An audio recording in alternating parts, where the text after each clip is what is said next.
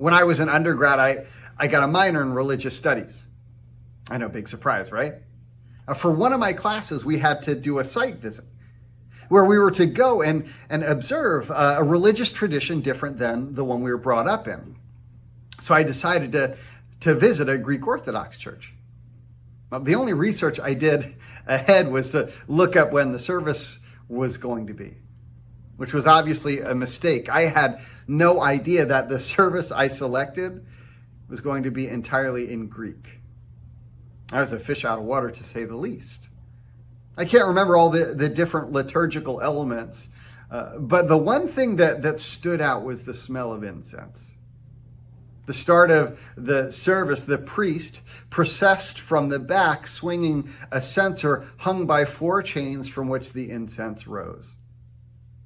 I didn't understand the symbolism at the time, but the smoke of the incense is intended to remind us of the way that our prayers rise toward God. The sweetness of the smell is to suggest the delight that God takes in them.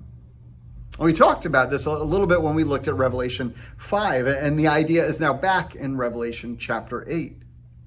In verses 3 and 4, we're told another angel who had a golden censer came and stood at the altar. He was given much incense to offer with the prayers of all God's people and on the golden altar in front of the throne. The smoke of the incense, together with the prayers of God's people, went up before God from the angel's hand. It seems innocuous enough, doesn't it? Except the last time that incense was introduced in chapter 5, it followed the introduction of the scroll. And we know what happened next. Here we encounter a censer of incense, and we've just been introduced to the 7 trumpets. Now, for a careful reader, the repetition might not shape our expectation entirely, but at the very least heighten our awareness. As the first appearance of incense preceded the opening of the seals and the consequent destruction, perhaps the incense here is a prelude to the next.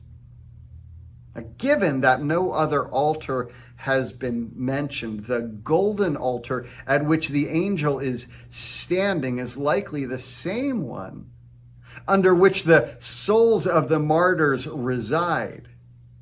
Which means that the prayers that are ascending to God mixed with the incense are are similar to, if not identical to what we talked about in chapter 6, verse 10. There they called out in a loud voice, "How long, sovereign Lord, holy and true, until you judge the inhabitants of the earth and avenge our blood?" We're left with the conclusion that what follows is an answer to that prayer. Verse 5, then the angel took the censer, filled it with fire from the altar, and hurled it on the earth, and there came peals of thunder, rumblings, flashes of lightning, and an earthquake. In a recent message, Pastor Rick shared that prayer is not an attitude. It's an action that changes things. And if we learn anything about prayer in Revelation, it is this. Prayer is an action that changes things. God hears it. He responds to it. A prayer only shows up 2 places in Revelation, but the message is unmistakable. Prayer is powerful. The question for us is, do we believe that? Do we act on it? Have a blessed week.